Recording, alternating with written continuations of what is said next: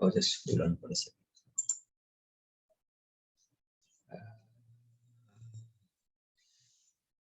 Yeah, just hold on 1 second somehow.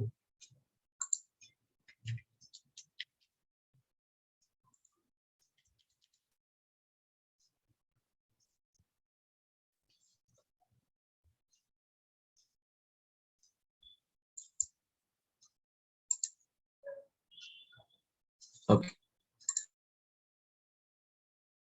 भूतले श्रीमते भक्तिवेदांत स्वामिनिति नामिने नमस्ते सारस्वती देवे गौरवाणी प्रचारिणे निर्विशेष शून्यवादी पाश्चात्य देशतारिणे जय श्री कृष्ण चैतन्य प्रभु नित्यानंद श्री अद्वैताधर शिवासादि गौर भक्त वृंद हरे Krishna Krishna Krishna Hare Hare Ram Ram Ram Hare Hare Hare Krishna. Thank you all very much for joining today's session. I'm really sorry we had to cancel our session last week because of the Gita Jayanti celebrations. So I apologize for that. So today we'll start our session. But before we start, I think probably one of the reasons. Anyway, so I think Radha Pramod Prabhu is here and hopefully he has uh, the session, the overview for us. So once he completes, then we will start with today's discussion. So over to you. I'm sorry. Oh, let me first make you the co-host. Oh, I think did he drop out? Or other problem. Okay. Make co-host. Yes, bro. You are the co-host now. You can please share the screen and you can start. Bro.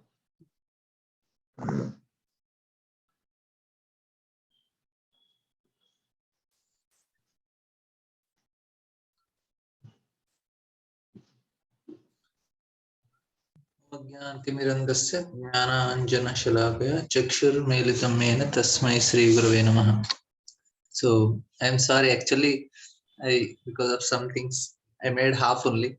I forgot that I had to complete, but whatever mind map I made, I will try to share some things. So before you start, yeah, I think, okay. So once you share, but when you post the summary, you'll complete the summary and post, right? Yes, please. Okay. So that way, it will be easy for devotees to do future reference. Yeah. So, yeah. Go ahead. So when I was doing, I understood that this verse is talking about. I understood it is talking about me.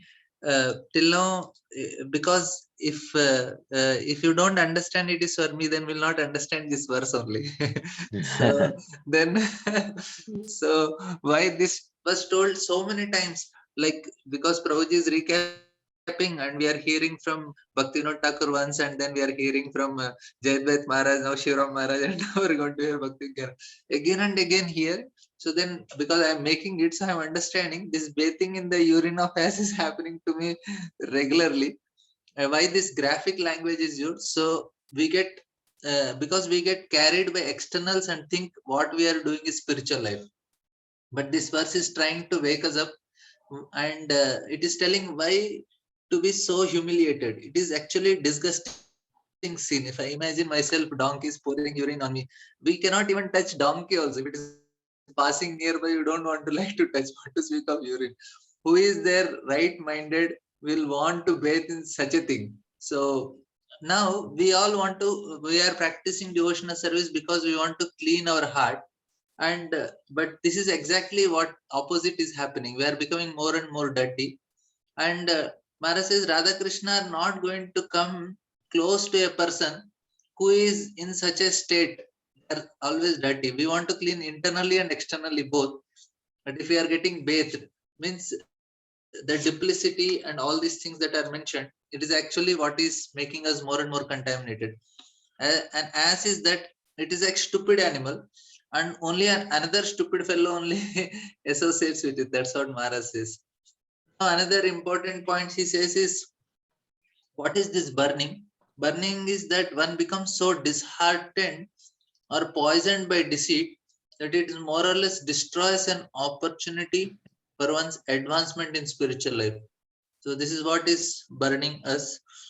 We are losing that opportunity. And the soul is, actually the soul cannot be burned, but here the soul is burning, it is indicating in a fire of deceit and hypocrisy, a very unpalatable and uncomfortable situation. It is detrimental for our spiritual life. So this is what is burning because of not understanding where we are going wrong in our spiritual life. So bathing example, both things are there. Now either we are bathing in a donkey urine, or the positive is we are bathing in the ocean of love emanating from the lotus feet of Sisi Gandharvika Girdhari. This is Prema Ambudo. So now how to bathe in this? This is what the solution is. If we are not bathing in this, then definitely we are bathing in the how we bathe it. The solution is how to become free from a deceitful mentality and hypocritical attitude. So what is that? The main solution is by praying to Srimati Radharani. And from Rupa Goswami's Thavamala, there are wonderful prayers which Bhaktivinoda Thakur quotes. This is how we pray to Srimati Radharani so that we can come out of this deceitful mentality. And now, okay, we are praying. What should be the attitude and how that should be happening? That is explained further. Praying to Krishna in a systematic process of surrendering. And this praying, surrendering, meditating, and chanting are done with humility. So here, not only just praying, the attitude is also explained. So when we pray with humility, then the deceit will be vanquished from the heart. Otherwise, it is not possible. So these prayers are to direct our mind from duplicity of materially contaminated devotional service towards pure devotional service. And Prabhupada also gave, now for the practice, Prabhupada also gave us so many wonderful pastimes and prayers and all. And they should be our constant source of practice. Now, Prabhupada gave this for practice. And now for the attitude, now when we are praying, we should pray with surrender, surrender with great hope for service. And we should pray to Srimati Radharani, you have a better, like soft heart which melts constantly by the warmth of your compassion. So even though I don't deserve, so whether qualified or unqualified, one can actually make a claim of for mercy. So mercy means we don't have to be qualified, we just simply have to ask for it. So if we are not asking from Srimati Radharani, then we'll be bathing in the donkey urine. So better we ask Radharani that we are not qualified, but give us some service. And the mood of begging is called humility. And if you don't have humility, if we have humility, then we'll be able to constantly chant and practice devotional service in a systematic and consistent fashion. That is actually happens when we have humility. Otherwise, what happens? Our practice will go up and down. Maharaj gives example. Till Mangalarti and morning program, you are in one state. And as soon as you come out of temple hall, immediately it goes down. Sometimes up and sometimes down. So this is only half. I'm sorry, I'll complete it and send you. Thank you, bro. Thank you very much. But whatever half you shared was very powerful and wonderful. It's really good. These summary sheets are wonderful. Amazing. Thank you. So let us continue. Very, in one sense, very painful verse. In another sense, actually very inspiring verse, because for how long we will cheat ourselves. Better we become honest and accept our shortcomings and our and try to move forward, right? So this is like very critical actually. And in fact, many times I was just thinking, I will just share this with you. And of course, this is the close I can afford to share. I was just talking with one devotee. She attends some of the sessions, and she is doing a PhD on evaluating the you know trying to correlate the modes that a person is in uh, with actually um, how it reflects on his or her speech. This is especially with respect to leaders. So this is actually uh, a PhD thesis that she is doing. That there is a standard questionnaire and there is a interview process by which she has devised a method of evaluating. I mean, it's not a perfect evaluation. There are some lacunae, but more or less you can try to evaluate, um, based on the answering and the interviewing, the influence of the modes. There is a sort of way of evaluating, how much is the influence of sattvagun, rajogun, tamogun, and trying to correlate it with how does it influence on the speech. She's basically a speech therapist. So how do you do this? How do you do this correlation? So, she was asking my thoughts on this, and we were having a discussion, and I was just telling her that generally, when such questionnaires are presented to devotees or anyone with a very strong, you can say, mm, value system that people may have, uh, when they fill up these questionnaires, they will sometimes fill up um, honestly as who they are, and sometimes very unconsciously they will fill it up imagining who they would want to be. Because in devotional life we do have role models, right? And there are certain standards. None of us want to be in mode of passion or ignorance. All of us want to be in mode of goodness, eventually transcend mode of goodness, whatever it may be. So these kind of very strong value systems and role models we do have, sometimes we project that role model. We sort of, in one sense, like imagine ourselves to be that role model.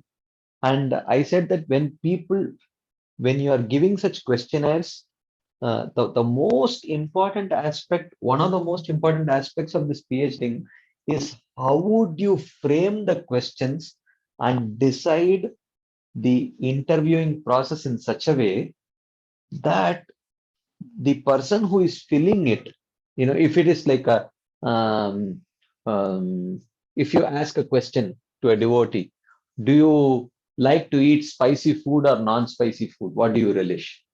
So naturally, the person, especially when you're asked leaders, uh, so it's there are two things. One is the leader would always want to be a ideal leader. No one wants to be a non-ideal leader. So when you ask an ideal leader, even though he might really love eating samosa chaat or whatever it is, with a very spicy, nice, you know, eye-watering, nose-watering chili chutney and things like that, but still he would say, I would definitely like non-spicy khichdi and things like that. I mean, unconsciously is thinking, this is standard.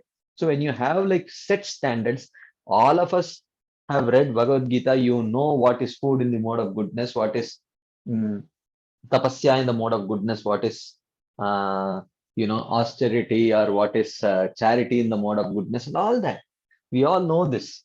So when you are asking such explicit questions to devotees, they all have read Bhagavad Gita, and naturally, none of them want to do charity in mode of passion or ignorance, austerity in the mode of passion or ignorance, or eat food in the mode of passion or ignorance. So So therefore, naturally, when you ask such explicit questions, their answer may sometimes reflect their conditioned self, and sometimes unconsciously they may answer for that personality whom they wish to be. So I told this will be a very dicey um, uh, this thing. You may not get an answer which is very much reflecting this thing.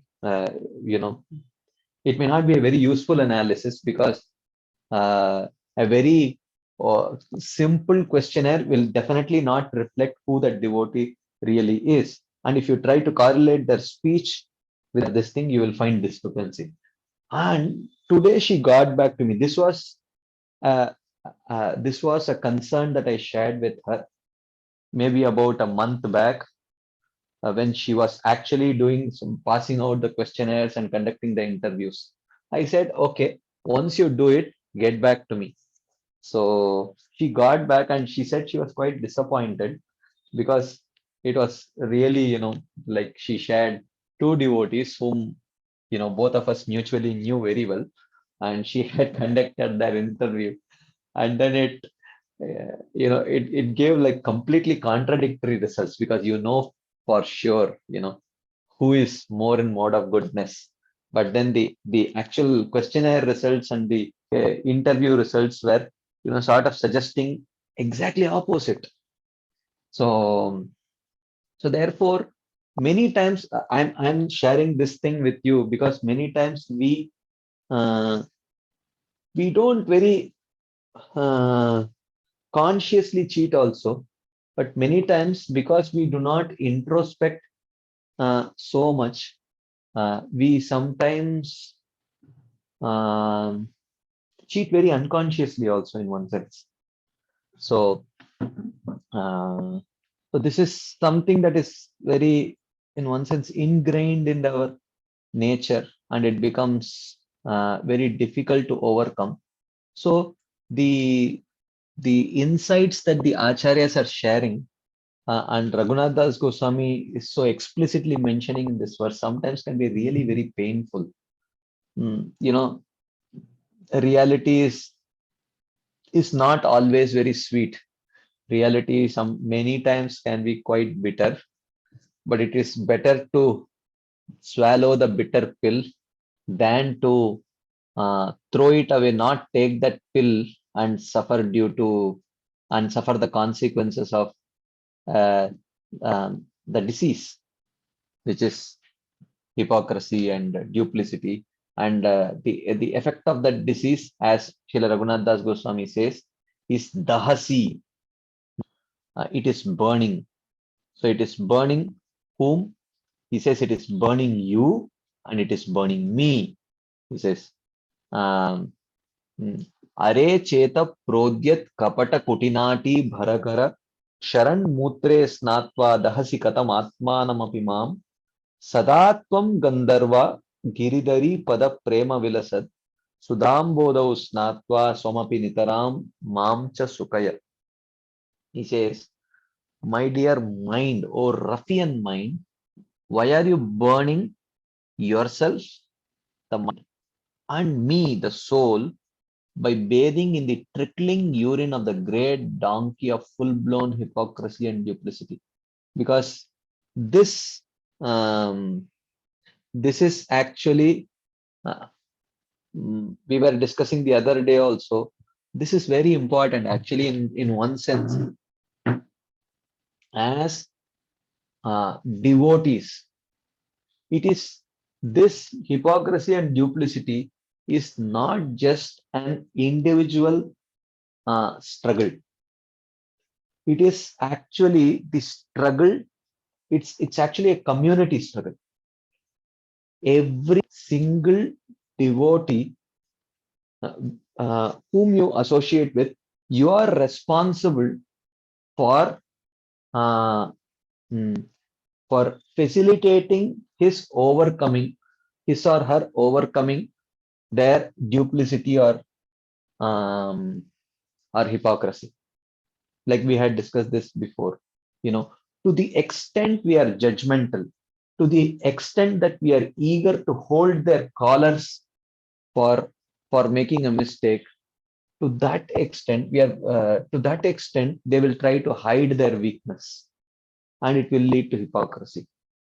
So actually, we have to take personal responsibility for how we deal with people.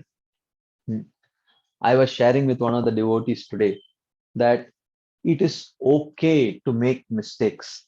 We all make mistakes. Uh, uh, so there is nothing wrong with it.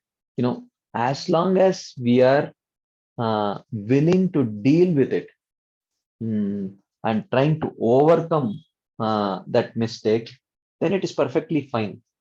But if the ethos, if the devotee community in which we are living, if it leaves a very little scope for making mistakes, then this leads to a collective habit of trying to hide one's own weakness. And when this becomes very common, then it's very sad actually. So therefore, whether it is parent-child relationship or relationship between friends, a relationship between, most importantly, relationship between devotees, if we don't, if we carry this mood of being very, you know, judgmental and unforgiving for their making mistakes, then we are actually encouraging um, hypocrisy, deceit, pretense, because there is two sides to this coin. So while everyone has to take the personal responsibility of not falling trap to this hypocrisy, pretense, uh, and all these kinds of things, but we should also take responsibility for not pushing others in that direction. So we have twofold responsibilities: to protect ourselves and to protect others. So if so because this is a very strong thing actually. So therefore, we should be very careful, and the way we can do it is, as Srila Rupa Goswami mentions in the sixth verse of Nectar of Instructions, next of instruction, Drishtair Swabhava Janitair Vapushastadoshe Na Prakritattvamika Bhakta Jana Pashet Gangambaso Na Kalubud Budafena Panke Brahman Dravatvam Apagachati Nira Dharme. So he says that, look, who is not struggling with a conditioned nature, a conditioned mind, a conditioned senses? Every one of us, we all are suffering with that. So, and you trust the process, have trust in the process, that the process has the capacity to purify people. So when you see conditioning, be gentle. It's okay. We all have conditionings. Help that person overcome it in a very kind way. That way, he will seek help and not try to push that under the rug. So when you see more and more people pushing things under the rug, we have to understand that I am responsible for it. I am not open-minded, open-hearted. I am very, as a leader, probably I am very ruthless in being intolerant to people committing mistakes.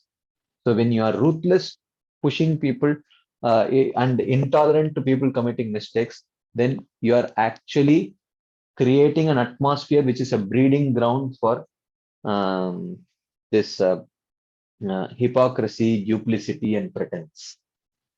Right. So this is very important, and we should definitely be aware of this particular issue. Right. So he says that, okay, one may be able to overcome this lust, anger, greed, illusion, etc. But it is very difficult to overcome deceit and hypocrisy.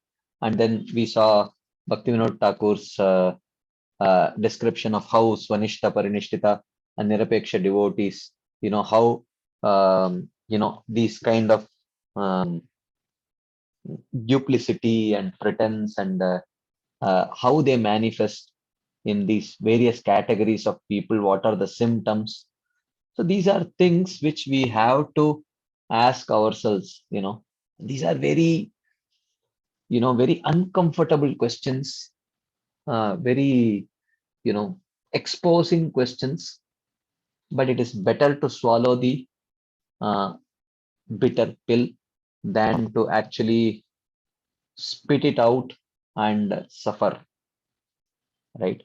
So therefore we have to see there are, I don't want to get into the details of, this Swanishta, Parinishtita and Nirapeksha, how it manifests. We have discussed this many times.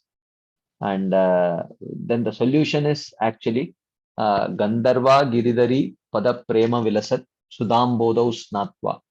So how one should be willing to take bath in the nectarian ocean of mm, mm, nectarian ocean of the love, a love towards the lotus feet of Radha and Krishna, which means, as Radha Pramod Prabhu very nicely mentioned, offering prayers.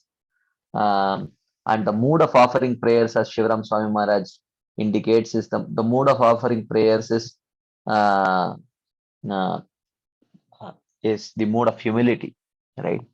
Humility. In humility, we can pray. If we don't have humility, it's very difficult to pray. As we sing in this Vrinda Devi Ashtakam, where there's a beautiful verse which comes there. Bhaktya vihina aparada lakshaihi shiptastu kamadi taranga madhye kripamayi tvam sharanam prapanna vrinde namaste charanaravindam. So this is a prayer composed by Srila Vishwanath Chakravarti Thakur, offering prayers to Vrinda Devi Ashtakam, very beautiful Ashtakam, where he says, Bhaktya vihina, my dear Vrinda Devi, I don't have any bhakti. Aparada lakshaihi, and I am committing innumerable lakhs and lakhs of offenses. Shiptascha kamadi taranga madhye, and because of which I am thrown into this whirlpool of kama, krodha, lobha, moha, mada, matsarya, because of my offenses. Kripamayi, but you are most merciful, O Vrinde Devi. Swam Sharanam Prapanna, I am falling at your feet and surrendering unto you. Vrinde Namaste Charanaravindam. I offer my respectful obeisances unto your lotus feet. Vrinde Devi, please help me. So this is the mode of humility. Bhaktya vihina aparada lakshay kshiptastu kamadi taranga madhye kripamayi tvam sharanam prapanna vrinde namaste charanaravindam. Like that. So, as Srila Shivaram Swami Maharaj was mentioning, this is the mood of prayer. So when there is humility, then there is potency in our prayers. So that is mood of prayers, as it is mentioned that first we, in offering prayers, one of the aspects of prayers is we present our fallen state, and then we pray for we glorify the qualities of Radharani and Krishna, and then we present our fallen state and we ask for a benediction, like that. So this is actually very important.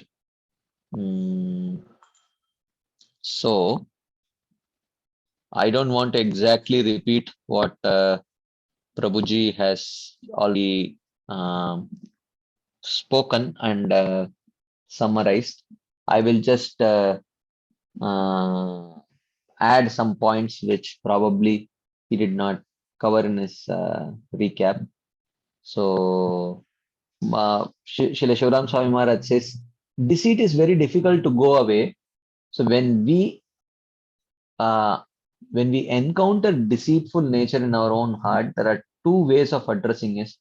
One is just remain a deceitful devotee, and in doing that, we may slowly start regressing in our devotional service, and finally we may end up losing our devotional service.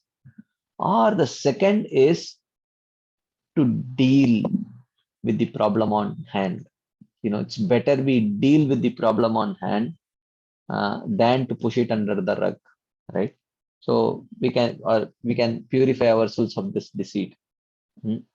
So, so then he says that in Chaitanya Charitamrita also these upashakas or weeds have been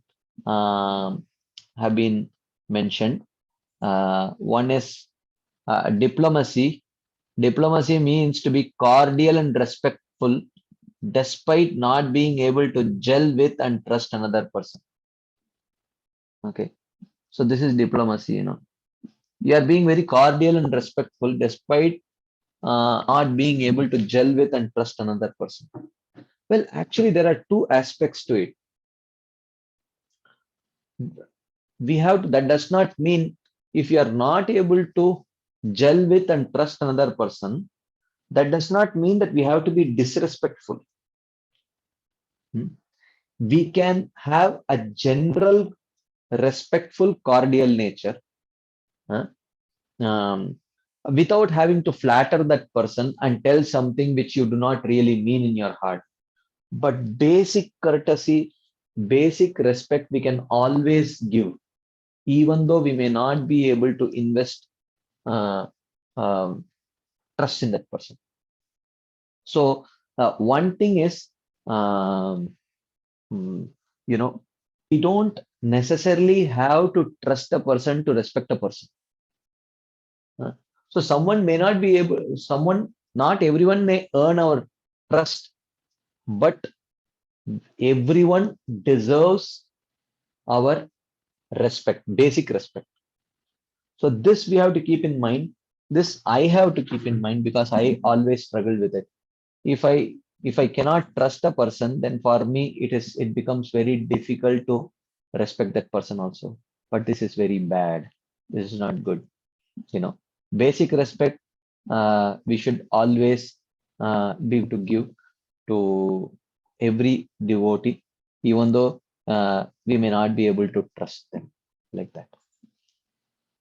So hypocrisy has many aspects to it. One is diplomacy, another is mercilessness, another is meeting to gossip and criticize others, right? And then Maharaj talks about how it manifests in Swanishta, Parinishthita, and Nirapeksha devotees. So he says that what two reasons for deceit is that presence of impurity in the heart, and then one may be self-centered and self-absorbed and not wanting to show oneself as for who he really is. Then it leads to manifestation of deceit and hypocrisy, like that. So the solution is absorbing oneself in Krishna Katha, Krishna Kirtan. So that way the center is moved from Krishna Katha to Krishna Kirtan, is moved from self-centeredness to Krishna-centeredness. So whenever a relationship is centered around and based on discussing Krishna rather than discussing oneself, then such a relationship can flourish spiritually. But if all the time when we come together, if we are interested in speaking about ourselves and the other person is interested in speaking about himself or herself, then it becomes a non-Krishna conscious relationship, and it will run into problems always. So therefore, as much as possible, it is important that we have a Krishna conscious purpose in coming together and discussing. When we come together to discuss with devotees, we should have a Krishna conscious purpose uh, uh, to to chant together, to study, to discuss Krishna Katha together. That should be the prime purpose. Otherwise, if no one wants to hear about uh, the other person always, because we all have our own false ego, right? So, hmm, so he says three types of sadhakas. We saw this. I don't want to get into the details of this. Hmm. And hmm, yeah, householders living in the temple, or anyone for that matter. This is also a brahmachari living in the temple. Legalizing sense gratification in the name of Yukta Vairagya. This is one of the very prominent problems uh, that we face. We tend to legalize sense gratification in the name of Yukta Vairagya. Anyway, I'm utilizing it for Krishna only, like that. So then the result will be that instead of serving devotees, they end up going out to serve the rich and collect money beyond their needs.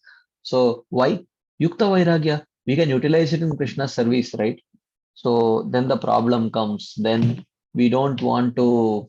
Then everything that we do has a price tag to it. Okay, if I have to come, Prabhuji, my time is valuable. If I have to come, at least so much Lakshmi should be raised, so much donation should be raised. If I have to, whatever, so then we will, for every single activity that we do, we will have a price tag attached to it. That's the problem. Like that. Then eventually we want to enjoy it also. And then another form of hypocrisy, another symptom of hypocrisy is attachment to speculation and logic for attracting people. So in this context, we discussed that on one end of the pendulum is a speaker who wants to please the audience, and so he is willing to twist everything in trying to be relevant. And on the other side of the pendulum is the speaker who is trying to be chaste always, but in doing that, he does not mind speaking insensitively, and he becomes irrelevant. So both are important. We can't take either side of the pendulum, that it's absolutely important to be relevant. So therefore, I will speak only that which pleases them. That way, Prabhupada never tried to do that. And at the same time, in trying to be chaste, Prabhupada never spoke very insensitively also, because Prabhupada spoke in a very relevant way also, right? And third symptom of hypocrisy is to accept the dress of a renunciate for the purpose of respect and prestige, like that. And Karmendri, this kind of a cheater is described in the third chapter of Bhagavad Gita. Karmendriyani sanyamya ya aste manasasmaran indriyartan vimudatma mityachara sa uchyate. So such a person is a mityachari, in the sense he is a self-deceiver actually. He is deceiving himself. Like that. And the symptom of a deceitful Parinishthita devotee is that he is very argumentative and quarrelsome. And such a person, he would choose worldly association to devotees association. And he may appreciate worldly people more than even devotees. And his argument is that you think we can learn only from devotees, we can learn from everyone. Why not learn from them? You think wisdom is the sole property of devotees? Don't you think other people can have wisdom? Didn't Prabhupada himself say that you can pick out gold even from a filthy place? So why should we stick only to the association of devotees? Can't we find good things, valuable things outside devotees association also? Why should we stick only to our Acharya's books? Is there no wisdom available outside our Acharya's books? There is so much wisdom available. And Prabhupada also did say that, you can always pick up gold from a filthy place. But the problem with this is when there is a gold mine of gold available, then why go to a filthy place and search gold for it there? So that's the problem, when in Prabhupada's books and in our Acharya's writings, when there is a gold mine of gold, it's a gold mine of gold. Why go to a filthy place and search gold? Why are we attached to it? Which means it is not that we are concerned about gold. It is just that uh, uh, we are still attached to the filth, and it's not just the gold. Our faith is not so so firmly fixed there, right? So we say that they have so many good qualities. Why should we unnecessarily deride them? Of course, we should not unnecessarily deride them also, like that. And in this way, then we think that we should be spending more time learning from them and than deriding them, like that. So then such a person becomes very argumentative. So the renunciant in him, he thinks, oh, I am a sannyasi, I am a brahmachari. Look, so I must be a very elevated devotee and everyone should respect me, like that. So, so then one becomes extremely proud of one's position. So how we can know whether we are affected by it? Just observe how we deal with people in the other ashram. How we deal people in the other ashram. Are we treating with a sense of entitlement? You grihasthas, you have to give me respect, you understand? Or or are we willing to look at them and respect them for their spiritual development rather their external ashram? So this is something that we can, how we deal with them, it indicates whether we are troubled by this kind of deceitful nature or not. And he talks about the example of Poundrak.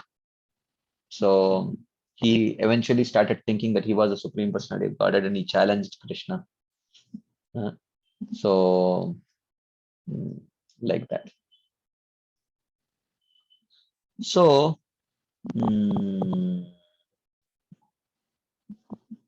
so therefore the problem is that when a renunciant considers himself a very elevated devotee simply due to the externals of his so-called renunciation, expecting prestige and honor simply for wearing the dress of a renunciant. And this is a very big problem. Then what happens if you see yourself as superior because of the externals? Then we will naturally start seeing others as inferior again because of the externals, right? So then we will start collecting objects and wealth beyond basic requirements and necessities, and then it will lead to association with wealth, association with worldly minded people. Then offensive attitude will increase and will have attraction to opposite sex, and then eventually one falls down. Okay, so like that. So therefore, Maharaj says here, he's using graphic language because who in the right mind will want to bathe in such a thing? So then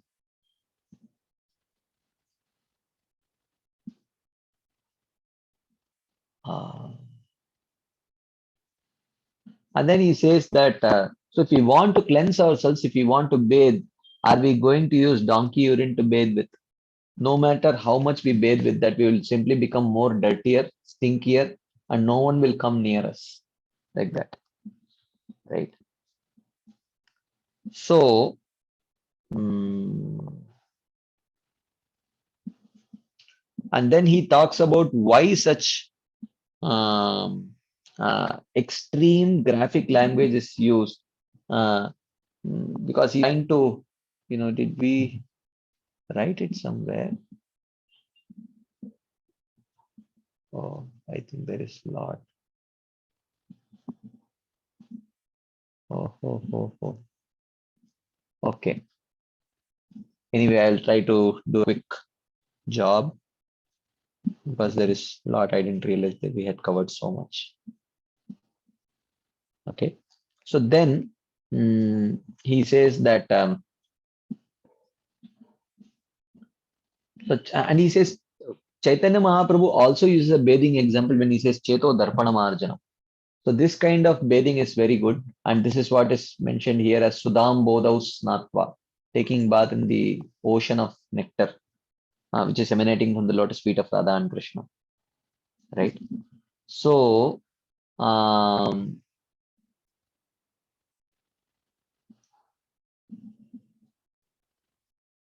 then he says the last point that Raghunath Das Goswami makes about the donkey urine is that it burns ourselves. So the burning is that one becomes so disheartened or poisoned by deceit that it more or less destroys opportunity for one's advancement in spiritual life. Okay. So it becomes very difficult, every time we are trying to cheat others. So therefore the solution is Sadatvam Andarva Giridhara Pada Prema Vilasat Sudam Bodhau Snatva Tvamapi Nitaram Mam Chasukaya. Okay. So take bath in the beautiful ocean of nectar. Right. And that helps you. And then he quotes from Tavamala, where prayers are offered unto the lotus feet of Srimati Radharani. So she tells how to overcome, and by offering such prayers with humility, if such praying, surrendering, meditating, and chanting are done with the right mentality, which is mainly humility, then deceit will be vanquished from the heart and will never be able to re-enter. So praying, surrendering, meditating, and chanting. So when we do this in the mood of humility, then it is possible to overcome this deceitful mentality. Okay, like that. And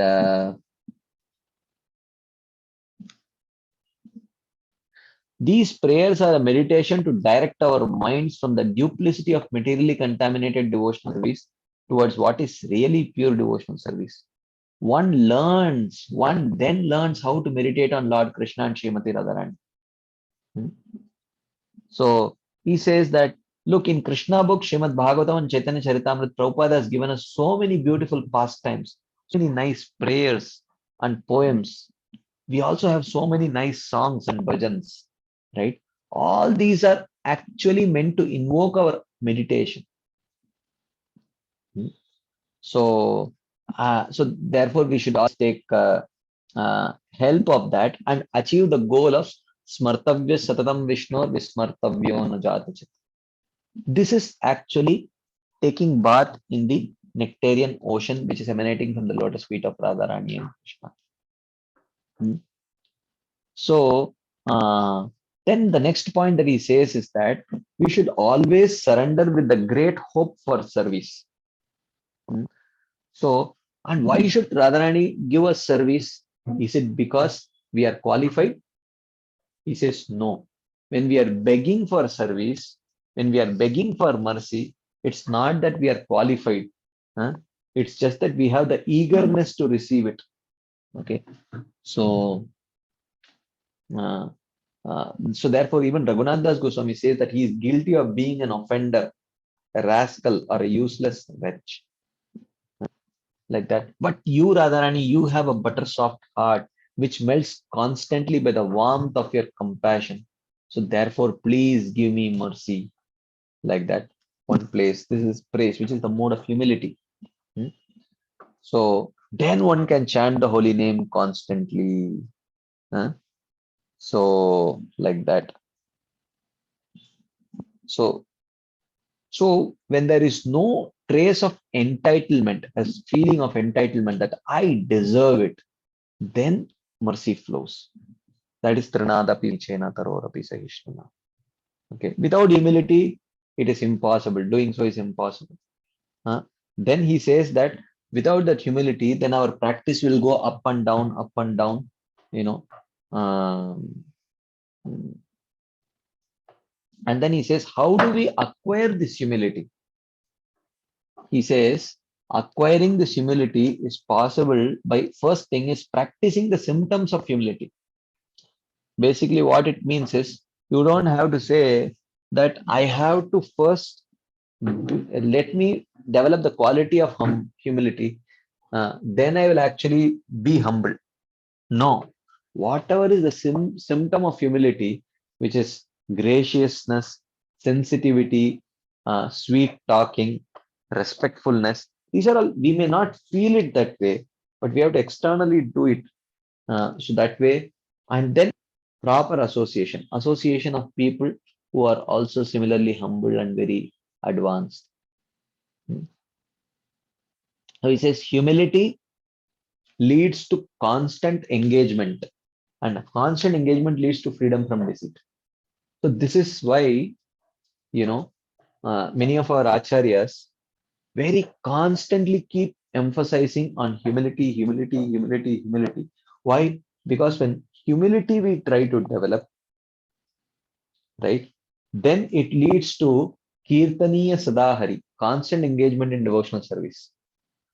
What is the main problem with with deceitfulness is you have to pretend or deceit only when we are doing things which are inappropriate, which are not favorable for devotional service. And why we do things unfavorable for devotional service? Because we are not constantly engaging in devotional service. We have free time. Then we misutilize that free time. When we misutilize that free time, then we want to then we don't want other people to know about it. Then it leads to deceit. So, but when there is genuine humility, then that humility leads to kirtaniya sadahari, constant engagement. And when constant engagement is there, then no one will engage in an activity which is inappropriate to Krishna consciousness. Then there is no question of deceit. Okay. So therefore, we should, our mind should be engaged in thoughts which are essential for advancement in devotional service, like guna dhyanam, seva dhyanam, rupa dhyanam. Either meditate on the form of the Lord, meditate on the dham of the Lord, meditate on one's service. How I can engage properly in serving, like that, or engage in the qualities of Krishna, like that.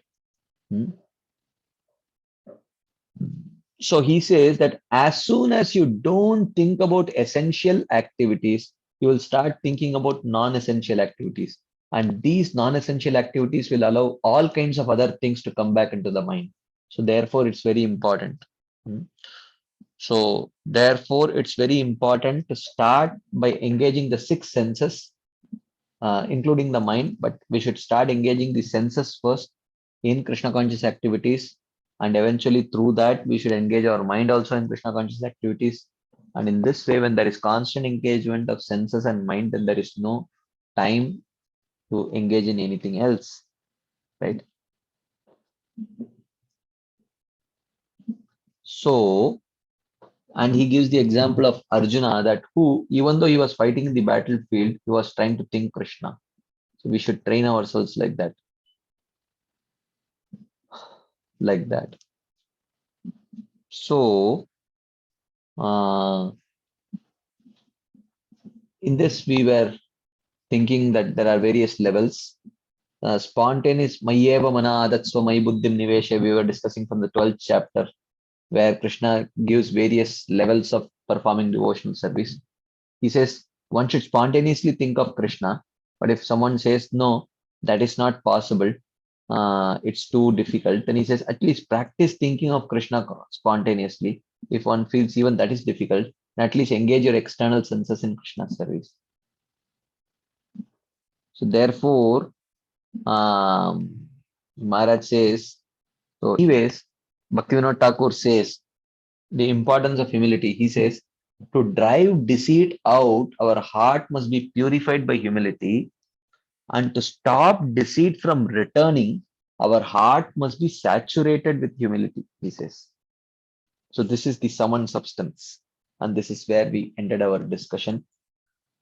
The last time we discussed, I'm really sorry I took a long time to recap because it has been a long time since we met, and honestly speaking, even I had forgotten a lot of the things that we had already discussed. So that's why I took some time to do this long recap. So before we start today's discussion, if there are any quick discussion points, comments that you might want to share, ask, uh, I'll wait for a few seconds to see. You can please raise your hands and share if there is something that you would like to share.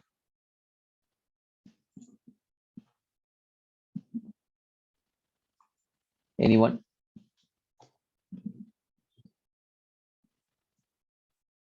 Okay, if there is nothing that you might want to share, then I think we'll continue our discussion then.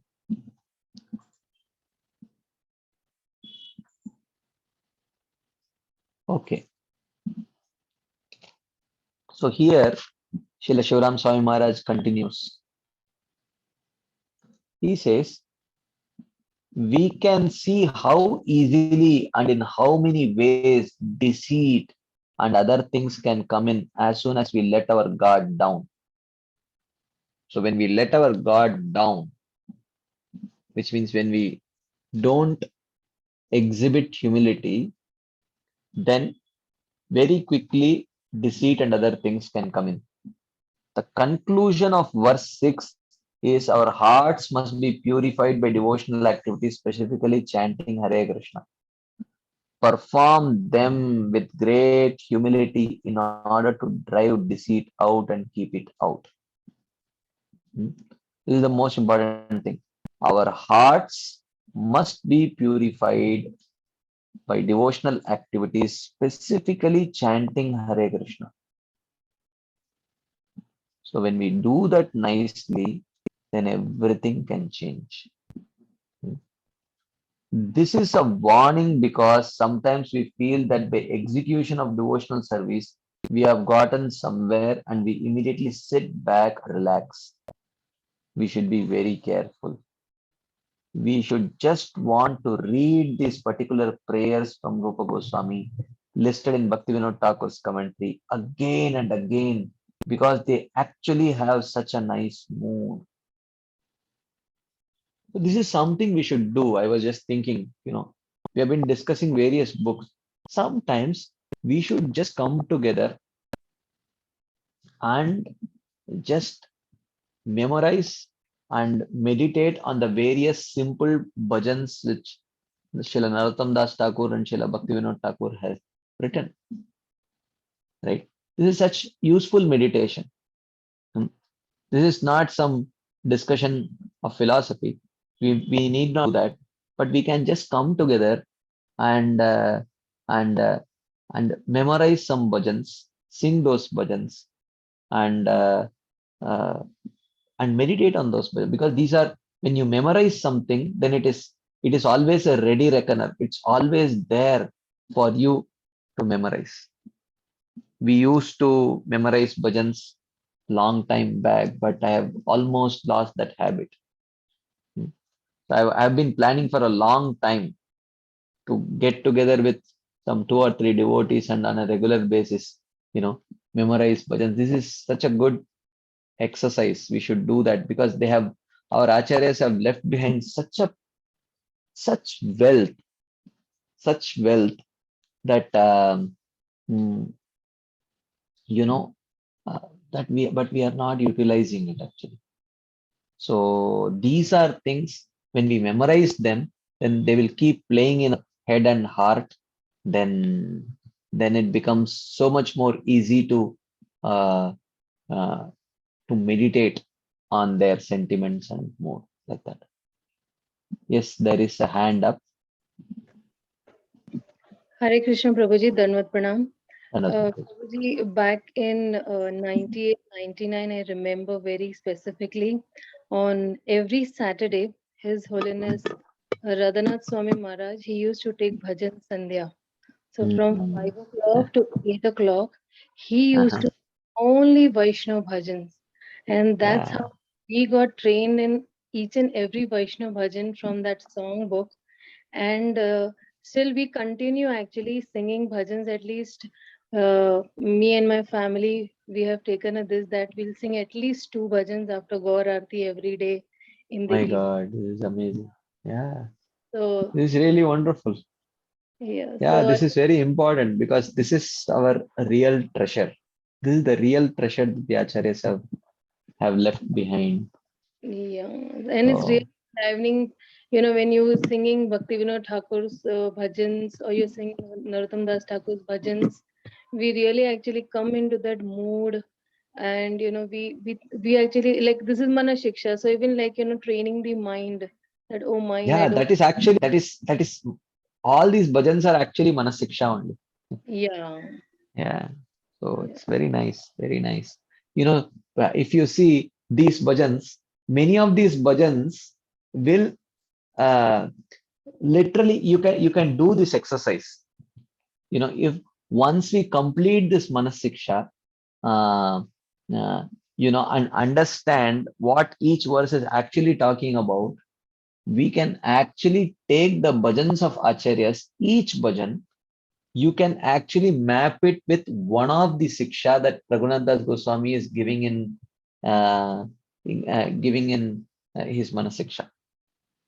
So some of them are talking about overcoming grosser obstacles, some of them, subtler obstacles, some of them about meditating on Radharani and Krishna and Lalita Devi. So you can actually map. So literally all their bhajans we'll be able to see is like a purport to one of these verses of Manasiksha actually. So so so in one sense, actually, this is the logical next step that we should do after completing Manasiksha is actually we should do bhajans in one sense. Uh, so that way, it is like a purport to, it is like Bhaktivinoda Thakur and Narottam Das Thakur's purport to Manasiksha, like that. Yes, Madhavi. Prabhuji, I have prepared some PPTs also actually with that bhajans actually. Uh-huh. Maybe I'll just share it with you. Yeah, And sure. even making those PPTs as for so enlivened because I still remember because those were my initial days of my Krishna consciousness. I used to wait for those Saturdays. When will Saturday Mm, come and when will I just run from Andheri to Chopati temple just for those Vaishnav bhajans and to associate with mm, Maharaj. And then yeah, later I have prepared some PPTs of those bhajans. I will share it with you, Prabhuji. sure, And Madhavi. Thank you. Hare Krishna, Hare Bol.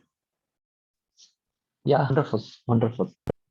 Okay, so we'll continue our discussion now.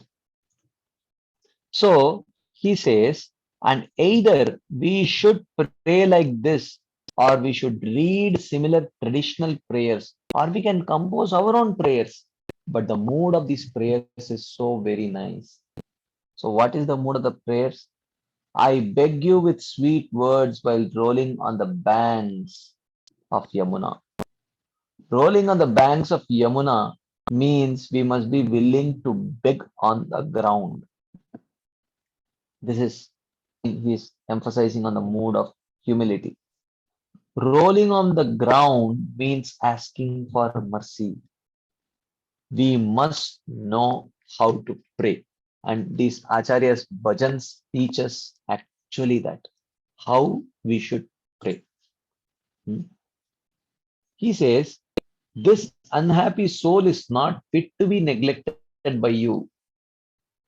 Hmm. This is the nature of the world that we have hope. Uh, So our only hope is in prayers with humility. Hmm.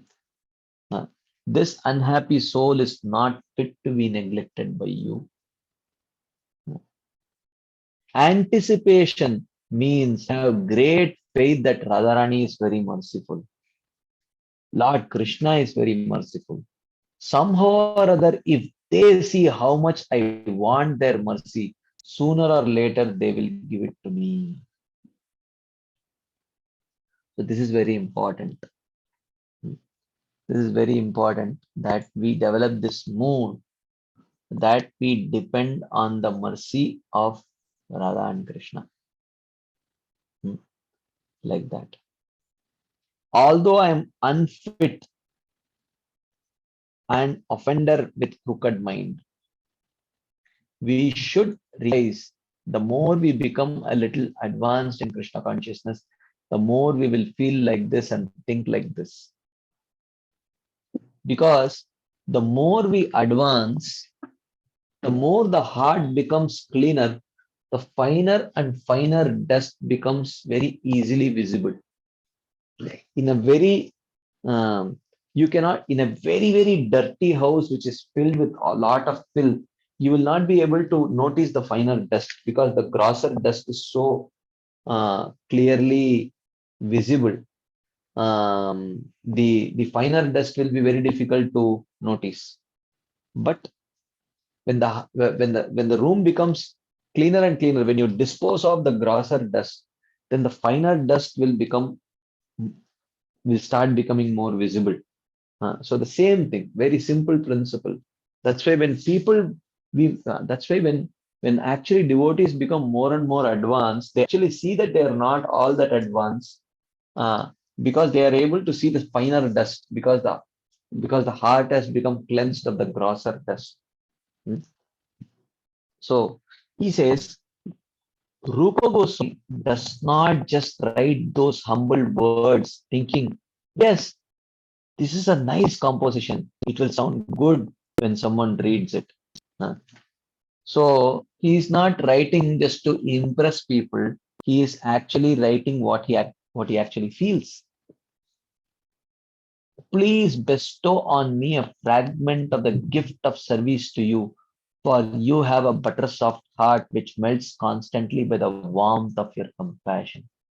So Srila Shivaram Swami Maharaj signs off with this statement, indicating this should be our meditation. Praying to Srimati Radharani with this humility, that you have a buttersoft heart that which melts by the warmth of your compassion. So please bestow your mercy upon this fallen, wretched soul. Like that. So this is actually the solution for overcoming this kapata kutinati bharakara sharan mutre snatva. This is the solution.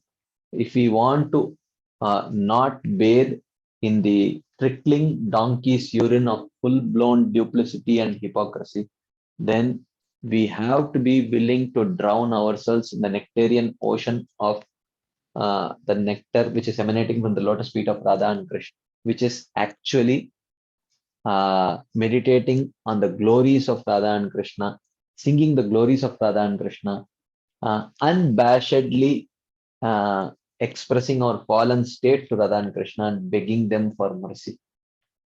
So when this mood, when we do this, and as Maharaj rightly says, it's very critical that we have the mood of humility to be able to offer our prayers in this way. So when that is there, then actually we will be able to overcome this problem of deceit and hypocrisy, like that. So that brings us to the end of Srila Shivaram Swami Maharaj's commentary to this particular verse. Any quick comments, discussion points before we move on to Srila Bhakti Vigyan Goswami Maharaj's commentary to this verse? Someone would like to share something before we move ahead?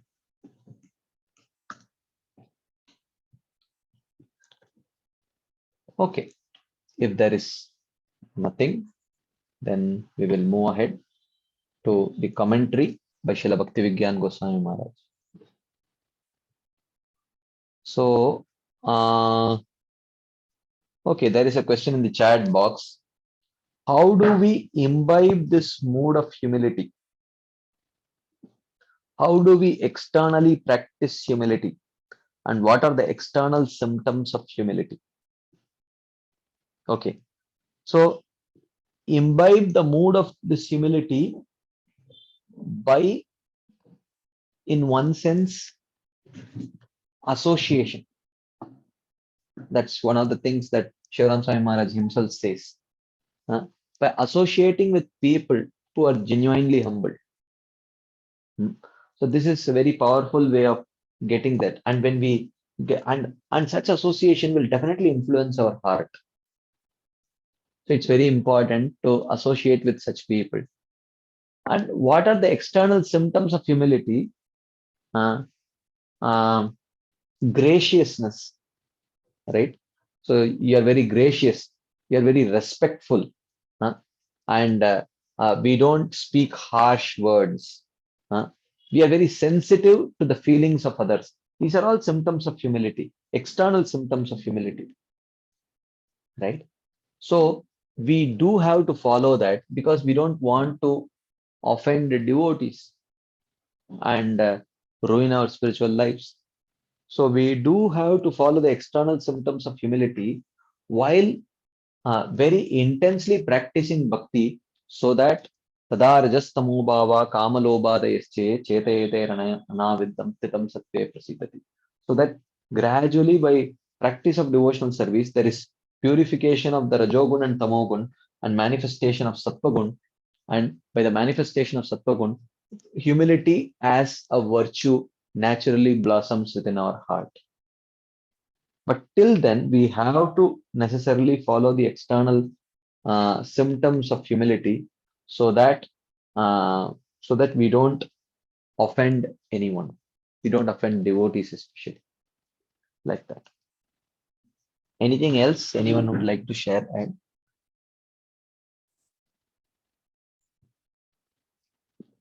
okay, if there is none, then we'll continue with Srila Shivaram Swami Maharaj's commentary. Okay, there is Srinivas Prasad Prabhu has raised this. Yes, Prabhu. Hare Krishna, Dhanush Prabhuji. Dhanush Prabhu. Prabhuji, I just wanted to share. Yesterday, I heard a class by His Holiness Bhakti Ashray Swami Maharaj, and where he was, he just sung a Vaishnava Bhajan only, and then he described that Vaishnava Bhajan, which was about Sharanagati and how we can be humble. So I just wanted to share with all for my own purification, so that I can remember it. Yes, definitely, bro. So it was so heart melting class, and everybody out was crying literally out there. The way Maharaj explained that bhajan. And in that, he basically gave an example of a person who was a young person. Then he was looking for a job, and he was educated, but he did not got a job. And then he was married also. Then there was responsibilities, and then he had to leave his home for some job. And then somehow or the other, he got a job at some place where one person was going for a leave, and that person was a security guard, and his owner said him that if you don't provide me a replacement, I won't let you go. So this person was looking for a job, and then he caught hold of him, and he said that I will connect you with my owner, and then that person got a job. And then that person was so humble and so grateful to the Lord, and he served so nicely his job. And then he got immediately promoted, because he was talking to every person who was coming to the owner of that person, very with genuine humility, and then everybody used to praise about him to the owner, that you have a wonderful guard outside. And then he promoted him as an officer of all the security people. Mhm. Then after some months, he again was like he was promoted by the owner as the accountant. Mhm.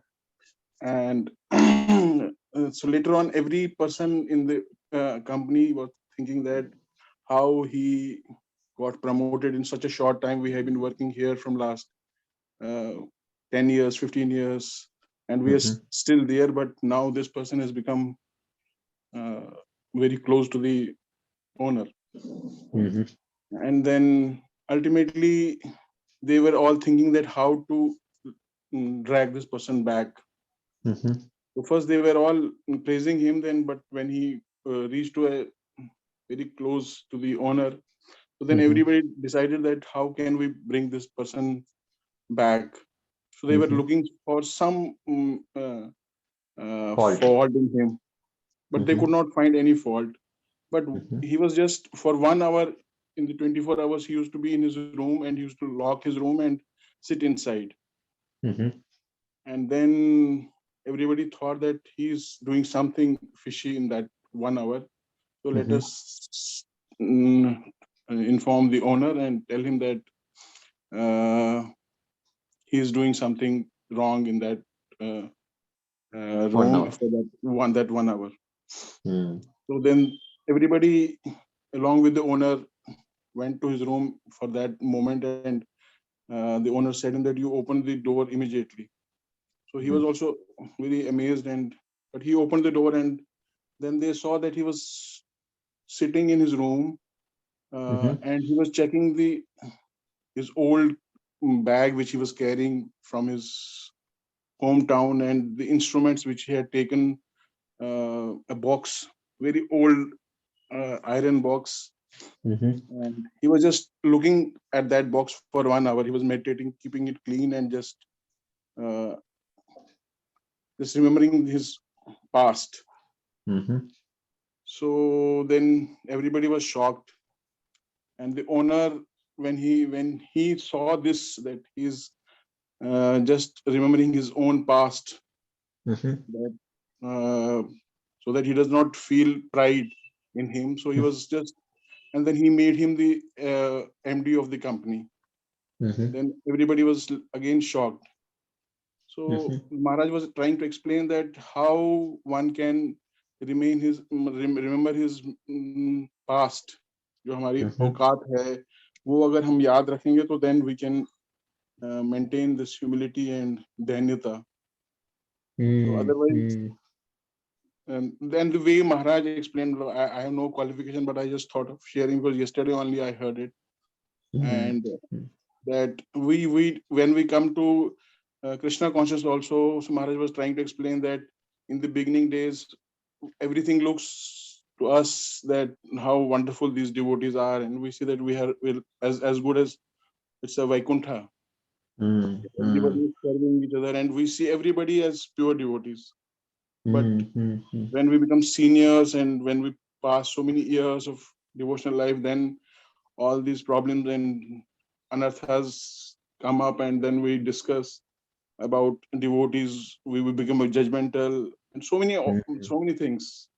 Mm. Mm. So Mm. if we Mm. remember our main basic oka, that we where from we started and what we are, and Mm. Mm. live Mm. with that, we live with that uh, always, Yeah. then Yeah. we Yeah. can be very humble actually. Mm. Mm. Mm. Yeah. So Amazing. Wonderful. Wonderful story, Prabhu. Thank you. This is very nice meditation that always we remember our past, that where we came from. It's very, very important. yes, and And then when and we this is in that bhajan, Maharaj told that then we can only, it was Shri Krishna Chaitanya, mm, Jive Daya Kari. Jive Daya Kari, Yes. And Swaparshada then Swiyadama Sabha Avatari. This yes, is the first verse, first bhajan of Sharanagati. yes. Yeah. And then in the last paragraph, Kandhiya, he said that we have to just beg before uh, Rup Hmm. Goswami, Sanatan Kandiya Goswami. Kandiya bole Amito Adama Shikaya Hmm, Sharanagati Korohe Uttama, he says. exactly. So, yeah, he says that crying and crying I am telling, I am submitting before you that Amito Adhama, I am the Yes. most fallen. Shikaye Sharanagati Koroe Uttama. And you teach me the signs of Sharanagati and make me actually worthy.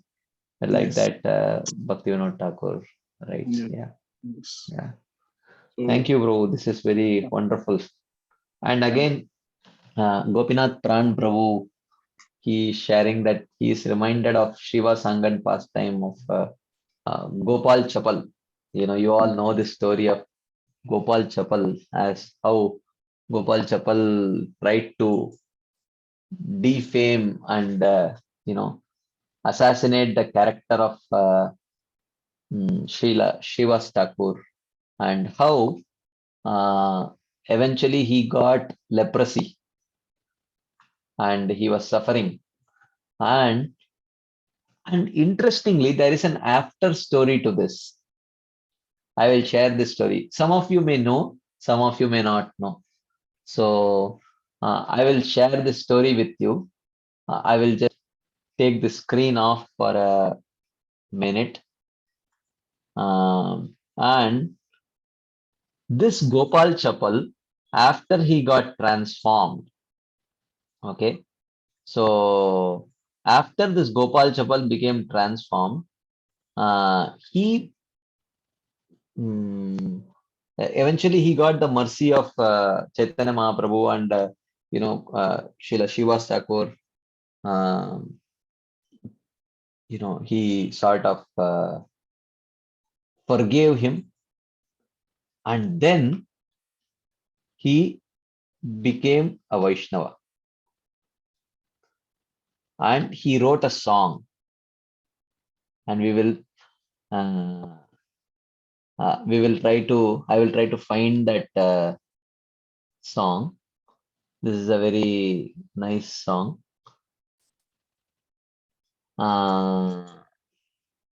I will just try to find this. Just give me 1 minute, and I will just try to find out. This is Vaishnava Bhajan composed by Gopal Chapal. Can you believe? And who is this Gopal Chapal?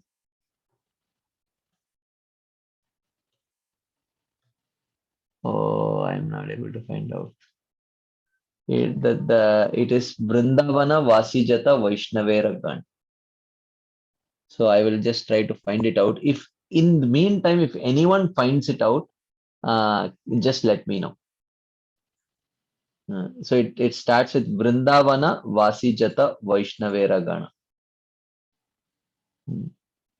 So that is the song. If you just find out, just let me know.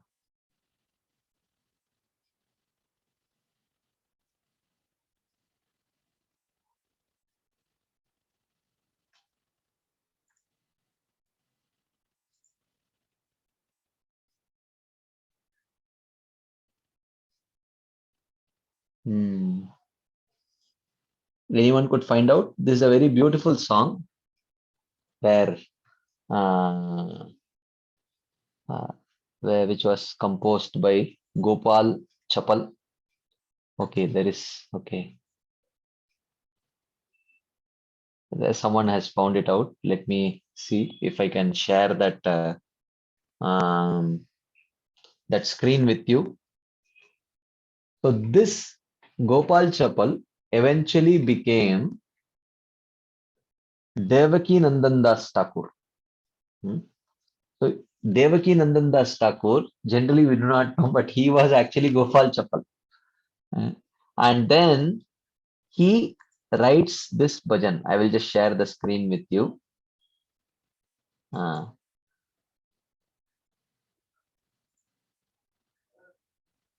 He says, Vrindavana Vasijata Vaishnaveragan Pratame Vandana Kari Sabara Charan. He says, first, all the Vaishnavas who are Vrindavan Vasis, who stay in Vrindavan, I offer my primary Vandan to all their lotus feet.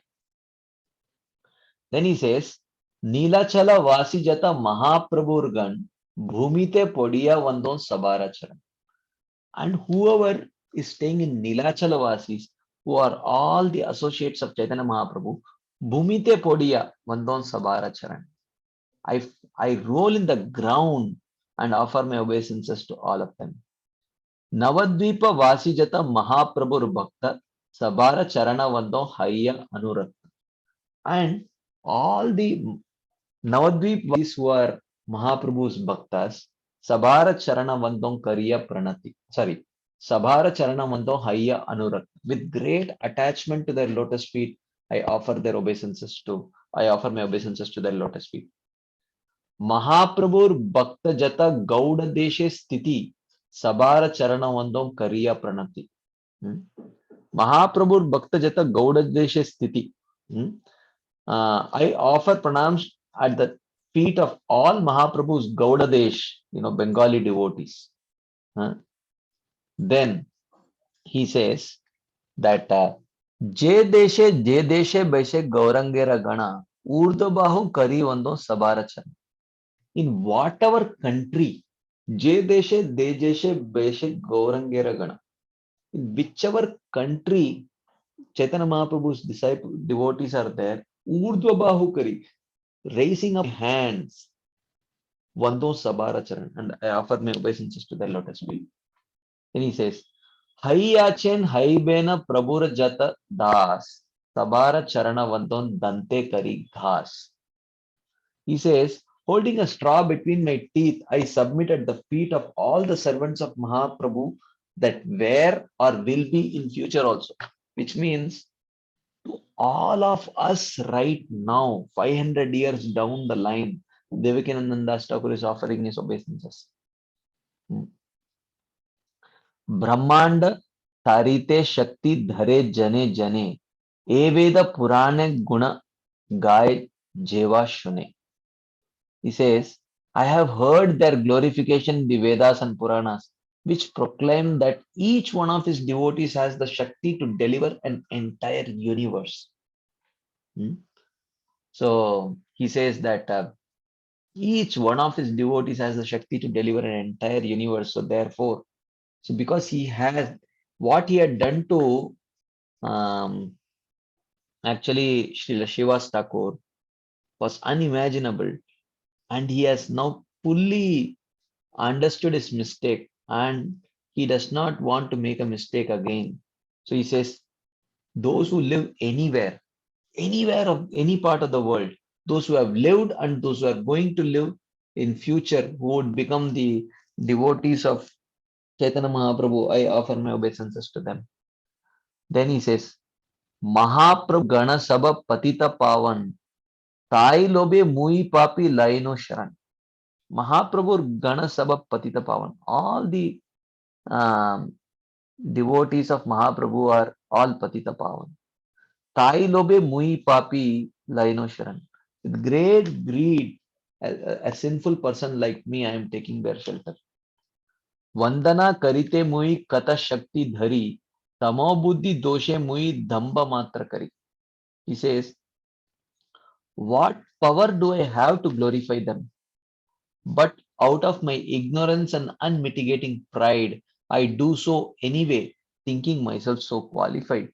Actually, I don't even have qualification to glorify them, but out of pride, I think I can glorify them. Tatapi mukera bhagya manera ullas doshak shami mo adhame karan nijadas.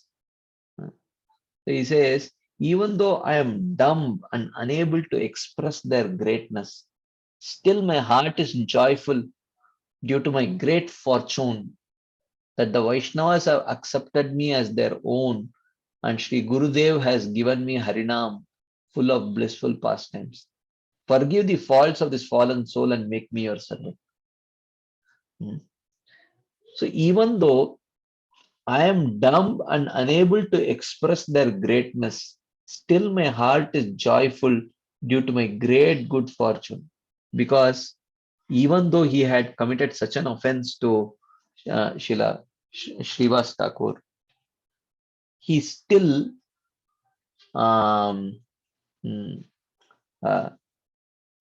still the Vaishnavas accepted Gopal Chapal. and his guru gave him Harinam. So therefore he says, please forgive the faults of this fallen soul and make me your servant. Okay, someone says that they are not able to hear me. Can you hear others? Can you please share? Can you hear my voice? Yeah. You able to hear, bro? Okay. Yes. Fine. Okay. So then he says, Sarva Vancha Siddhi Hai Yama Bhande Chute Jagate Durlabha Hayya Prema Dhana Lute. Sarva Vancha Siddhi Hai Yama Bhanda Chute Jagate Durlabha Hayya Prema Dhana Lute. He says, they award the perfection of all desires, including freedom from death, and even the rarest treasure not found in this world, which is prema. Who? The devotees of Chaitanya Mahaprabhu. They can award all perfections of all desires, including freedom from death, and even the rarest treasure not found in this world, which is prema. Manera Vasana Purna Achirate Hai Devaki Nandana Dasa Ei Lobe Kai. He says, all of one's pure heartfelt desires will be fulfilled without delay. Devaki Nandan Das, intensely eager for this, glorifies and prays to the Vaishnavas. Right? So this is, the solution in great humility, understanding our hopeless dependence on the mercy of the Vaishnavas. We offer these prayers. In the same mode, we offer prayers to Radharani and Krishna also, like that. Okay, so I just thought, because he had Shri Gopinath Pran Prabhu had reminded of, Gopal Chapal and Srivas Thakur. I just remembered, this very same Gopal Chapal had expressed this mode of humility, understanding his mistake, and very powerful bhajan he had composed. And we might be wondering, who is this Devakinandan Das Thakur? It was none other than actually Gopal Chapal. Right? Okay, so now we will move on to the commentary by Srila Bhakti Vigyan Goswami Maharaj. If there is no further discussion points or comments or questions, then we'll move ahead to discussing the commentary of Srila Bhakti Vigyan Goswami Maharaj.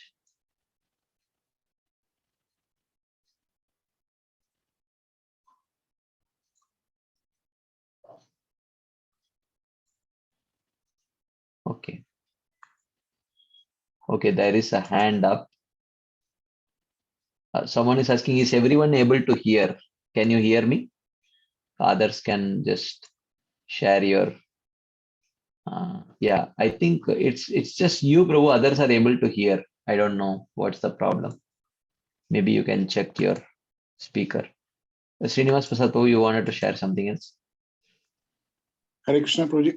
In fact, I just wanted to humbly ask that we hear many wonderful pastimes and bhajans and sometimes very wonderful classes, but and that for that few days or maybe 1 week we just become very sincere, and but how to maintain that sincerity throughout?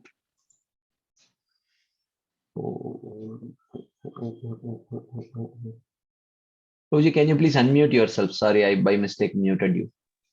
Hare Krishna. Yeah. Go ahead. So did you hear the question? Yeah. How to maintain the yes, that sincerity throughout, so that that mood, I shared this pastime, that how to maintain that danyata, that humility, and we hear and we get very much inspired, affected, and we feel that yes, we should be following in this way. And there are so many classes also we hear from Maharaj, and Bhagavatams, and wherever we sometimes we get very close, which are very close to our heart, and we feel that devotion, and but it Mhm. does not last for a longer time. So Mhm. can you just guide or throw some light that how can we maintain that sincerity throughout? Uh, Well, association, bro. Association is very important. If you are in the right association where uh, in a nice, gentle, affectionate way, people encourage each other, then it becomes very easy. And another way is whatever you hear, you keep sharing with others. So that is a way of reminding ourselves of that inspiration. So we keep hearing, keep sharing, keep hearing, keep sharing, and associate with those devotees who keep inspiring us, and we keep inspiring them. So in that kind of an association, it becomes easier to maintain that enthusiasm. Um, that's the key. that is the hope actually. Otherwise, the modes actually drive us. mm, even if we are in association of devotees also sometimes, but we are not able to maintain that. But as you said that like-minded devotees, we keep on associating with such devotees and keep hearing and sharing. Yeah, yeah. Thank you so much, Okay. Prabhuji. Thank you, bro. Thank you. Hare Krishna. Gopinath Prantu, you want to share something? Yeah, just to the same point just now Prabhuji asked, I have heard from Gaurang Darshan Prabhu a very nice reply. He was Mhm. mentioning that, see, our mobiles, some Mhm. mobile charge lasts for 3 hours, some will last for 8 hours, some will last for 2 hours, like that. So we keep Mhm. charging. So Mm. we have to invest more on hearing and reading and these kind of activities more often, depending on how long we can sustain it. That Mm. is one of the points he shared. Yeah, yeah, correct. So, Yeah, we all have our own, battery capacity. So understanding for how long, once we charge, for how long it lasts. So that is how quickly we need to associate with. I mean, it could be association, as Karandashan Prabhu said, association with books or our chanting beads or association of devotees. But whatever it is, in the association of devotees, it's most potent actually. Thank you, bro. Thank you for sharing. Okay, so we have another 22 minutes more, so we will see. We'll try to complete some slides from Srila Bhakti Vigyan Goswami Maharaj commentary, and then we will continue. So, Maharaj says, let us examine the words of this verse. The Sanskrit word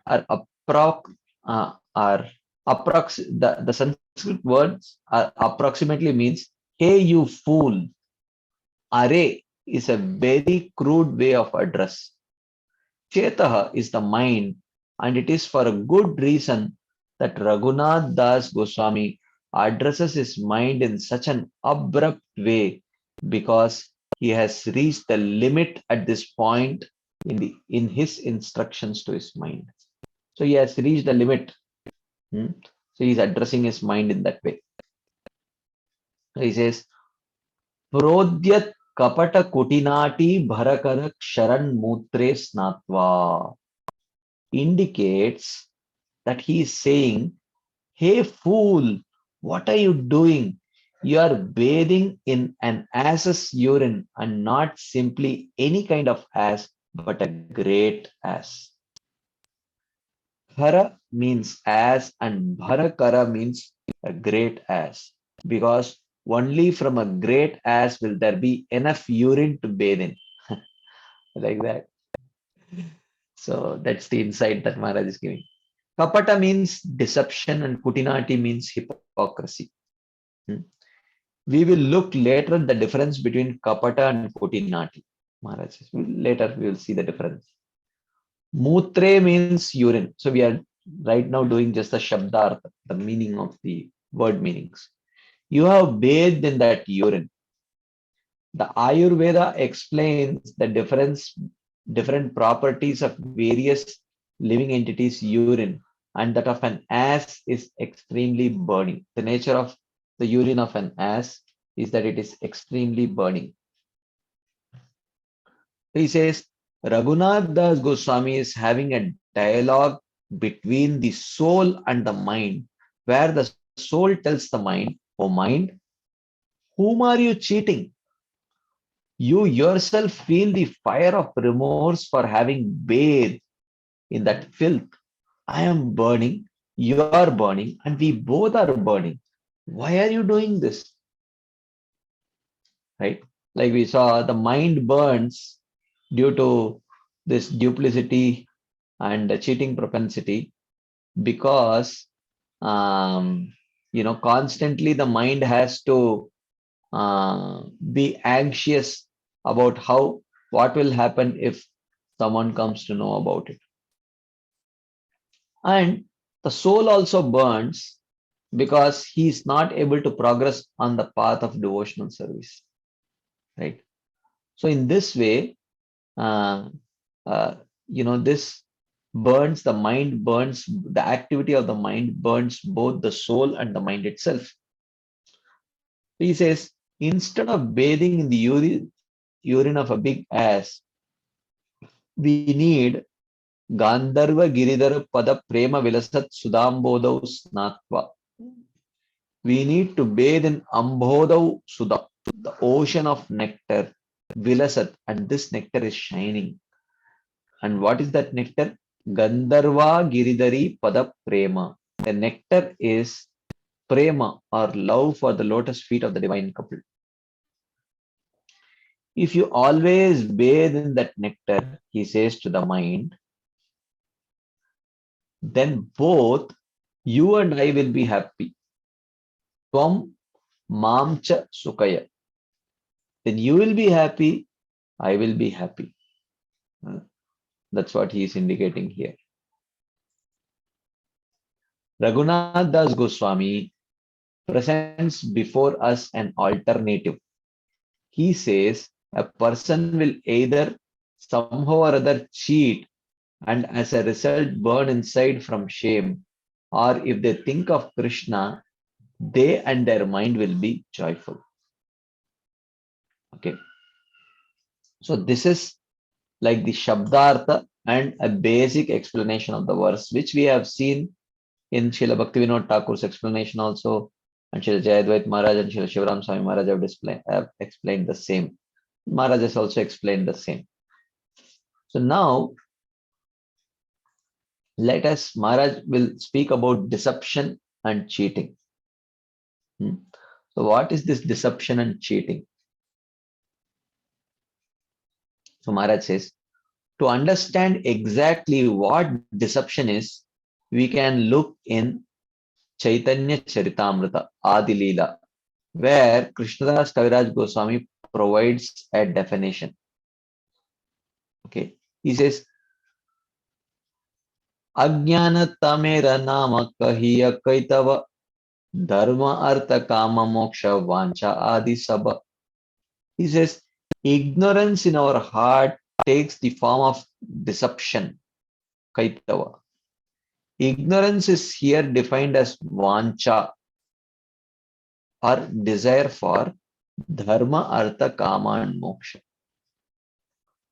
So if we have desire for dharma, artha, kama, and moksha, that is actually kaitava, or deception. This is a highly radical statement because we know that the entire Vedic culture is built on helping a person achieve dharma, artha, kama, and moksha. So now if you say dharma, artha, kama, and moksha is kaitava, and this is a very radical statement, right? But Krishnadas Kaviraj Goswami says that each of them is a deception because it will deceive us from attaining the highest goal of prema. Okay. All these life goals in one way or other put us in the center. We are the center. For dharma, I am the center because I have to be a very dharmic person, right? For artha, I am the center because I want to enjoy. Um, so, or kama. Kama, it's very clear that we are the center. And moksha is we are definitely at the center because, I don't want to suffer. That is the desire for mukti. So therefore, moksha is also puts us in the center. So because in all these things, we are at the center and it is not Krishna who is at the center. So therefore, this dharma, artha, kama and moksha is actually kaitava dharma, right? So he says, these mundane goals can be pious forms of egocentrism or disgusting, nasty, horrible forms of egocentrism, but they are still egocentrism. Egocentrism, I'm sorry. So he says, these mundane goals, they may be very pious forms of egocentrism or very nasty, horrible forms of egocentrism, but nevertheless, they are egocentrism only. Vishwanath Chakravarti Thakur explains that the living being is by nature a servant of God and therefore the main duty is to serve. And in this dharma, artha, kama, moksha, the focus is not to serve Krishna, but the focus is what do I get from this? So whether it is dharma, artha, kama, and moksha, right? When we forget our true nature, focusing on the body and the interests related to the body, this focus is called as cheating. So this is real cheat. There is cheating in the form of the desire for dharma, the desire to be pious. I want to be a dharmic person. This is actually kaitava. That does not mean that one should not want to be pious or dharmic or nice. But the thing is, the focus should be, I want to please Krishna. And if living a pious life is pleasing to Krishna, then I will do it. So therefore, that is the most important thing. That that it is very important that we don't just focus on trying to be very dharmic person or pious person, because that puts us again at the center. But in trying to please Krishna, one automatically is dharmic. One automatically becomes dharmic or pious. Okay. And there is cheating in the form of the desire for moksha or liberation. And there is cheating in the form of kama or lust. And there is cheating in the form of the desire for artha or wealth. Right? The desire for moksha is a worst one, because it is a very concentrated form of egocentrism. Because the desire for moksha means I don't want suffering. Okay. And the desire to enjoy is not so intense as much as the desire to not want to suffer. So therefore, moksha kam is said to be most dangerous. Therefore, it is mentioned that these mokshakami jnanis are the most difficult to accept devotional service, pure devotional service. Even the karmis can accept devotional service. It is relatively easier for them to accept devotional service. But the mokshakami jnanis, for them, it is the most difficult for them to accept devotional service. The point is that in the first verse of Srimad Bhagavatam, Krishna is defined as Satyam Param, which means the supreme truth. We cannot, preserving our inner propensity to cheat, approach the supreme truth. Truth and lies are the exact opposite of each other. Okay, so with a propensity to cheat, we cannot approach the supreme truth. Those who say, I want to serve Krishna, but instead keep on serving themselves are cheating. So unless we give up this internal propensity to serve ourselves, then it becomes very difficult to serve Krishna. The opportunity that we have to serve Krishna is the most amazing and rare. But it can also lead us to the heaviest offenses, because having taken up the path of serving Krishna, we can turn into most terrible cheaters. Under the cover of serving Krishna, we serve ourselves, our own interests, our own petty desires, and our own ambitions. We can do that, right? So then it becomes cheating. So when we choose the greatest path, then the definition of cheating becomes very, you can say, very strict.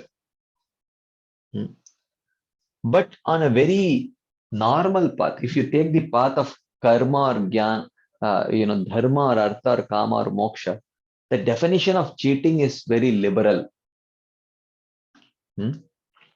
But when you talk about practicing Krishna consciousness or pure devotional service, then the definition of cheating becomes very strict. That's what he's indicating. In this sense, cheating is the exact opposite of love. So when someone says, Are, I am trying to do everything. I am not cheating anyone. I am just trying to dharmically enjoy. How is it cheating? So from the platform of dharma, a dharmic enjoyment is not cheating actually. It is very bona fide. Okay.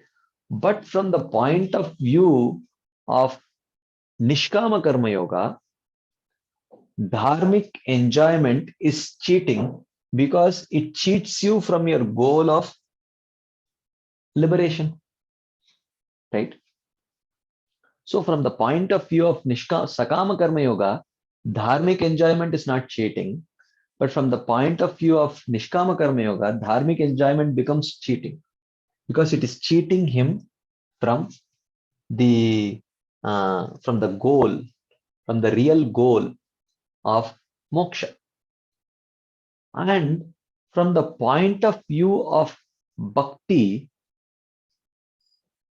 even that desire for moksha is cheating, because desire for moksha is also self-centered, and it distracts us from the desire for actually pleasing Krishna. So anything which distracts us from pleasing Krishna, that is actually cheating from the definition of pure bhakti. So therefore, as and when one progresses, then the definitions become more and more critical and strict, right? So that's what is mentioned here. We can only approach Krishna if we completely eradicate our habit of hypocrisy. We must very clearly understand how the tendency of hypocrisy is situated in our hearts, how and in what various forms it reigns. So it is important that we understand. There are many sins such as murdering a Brahmana and committing adultery. There are Mahapatakas, 5 or 6 greatest sins in accordance with the Manu Samhita But in the 8th canto of Srimad Bhagavatam, it is stated that the worst sin is cheating.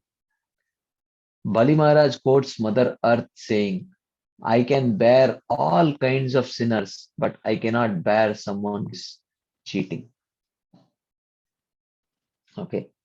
So like that, he is describing that from the point of view of bhakti, what is cheating?